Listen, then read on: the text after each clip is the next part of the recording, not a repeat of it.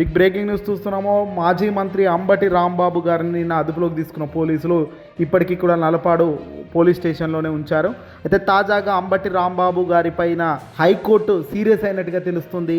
అంబటి రాంబాబు గారి అరెస్టు పైన ఎలా చేస్తారు ఇలా అరెస్ట్ ఇంత దారుణంగా అంటూ కూడా సీరియస్గా కోర్టు ఆగ్రహం వ్యక్తం చేసింది. 24 గంటలు ఆయా కుటుంబానికి పోలీసులే రక్షణగా ఉండాల్సిన అవసరం ఉందంటూ ఆదేశాలు ఇచ్చింది.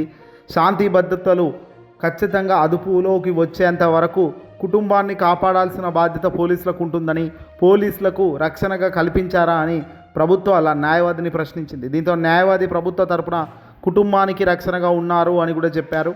ఇక అంబటి రాంబాబు కేసులో హైకోర్టు సంచలన సీరియస్ అయిపోయింది. ఎందుకంటే చంద్రబాబు నాయుడు గారి నేతృత్వంలో చంద్రబాబు డైరెక్షన్ లోకేష్ యాక్షన్ చేస్తూ పోలీస్ వ్యవస్థను వాడుకుంటూ ఏకంగా అంబటి రాంబాబు గారిని అరెస్ట్ చేశారు. సరే, అరెస్ట్ చేసిన విధానం, అంబటి రాంబాబు పైన జరిగిన దాడిపై హైకోర్టు చాలా ఆగ్రహం వ్యక్తం చేసింది. ఇంట్లోకి జనాలు పోయి పగలగొట్టుతున్నారు, అది కూడా మాజీ మంత్రి ఇంట్లో లేక అంటే మామూలు విషయం కాదు. ఇలా జరుగుతున్న కార్యక్రమంలో ఒక్కసారిగా విజయలక్ష్మి గారు అంటే అంబటి రాంబాబు గారి సతీమణి విజయలక్ష్మి గారు వేసిన పిటిషన్ హైకోర్టు తీర్పు చెప్పింది. అంబటి కుటుంబానికి, అంబటి గారికి రక్షణగా పోలీసులు ఉండాల్సిన అవసరం ఉందని, 24 గంటలు ఫ్యామిలీకి తోడుగా ఉండాలి, ప్రొటెక్షన్ ఇవ్వాలి, శాంతి భద్రతలు అదుపులోకి వచ్చేంత వరకు అంబటి రాంబాబు గారి కుటుంబం మొత్తానికి కూడా పోలీసులే కాపాడాలి, రక్షణగా ఉండాల్సిన అవసరం ఉందని కూడా సంచలన తీర్పు ఇవ్వడం జరిగింది. ఇక తాజాగా ఆంధ్రప్రదేశ్లో జోగి రమేష్ ఇంటిపై కూడా అటాక్ జరిగింది.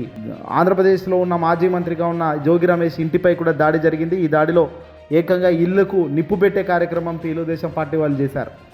గేటును తన్నారు, వందల సంఖ్యలో ఒక్కసారిగా జనం గుమ్మిగుడి జోగి రమేష్ ఇంటిపై అటాక్కు వెళ్ళారు.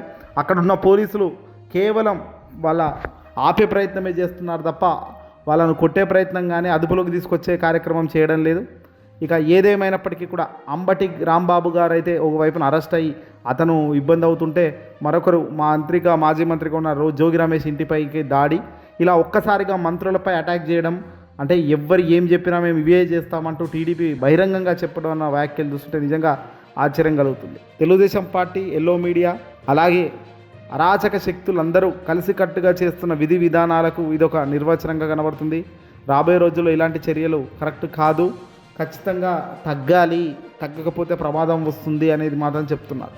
మేము అధికారంలోకి వస్తే ఇంతకన్నా ఎక్కువ అవుతుందని వైసీపీ గట్టిగా చెప్తుంది. ఎక్కడ భయపడకుండా వాళ్ళు యుద్ధం చేస్తున్నామని కూడా చెప్పుకొస్తున్నారు. చూడాలి ఈ యుద్ధం ఎటువైపు వెళ్తుందో, ఈ యుద్ధంలో చివరికి అల్టిమేట్ గెలుపు ఎవరి వైపు ఉంటుందో.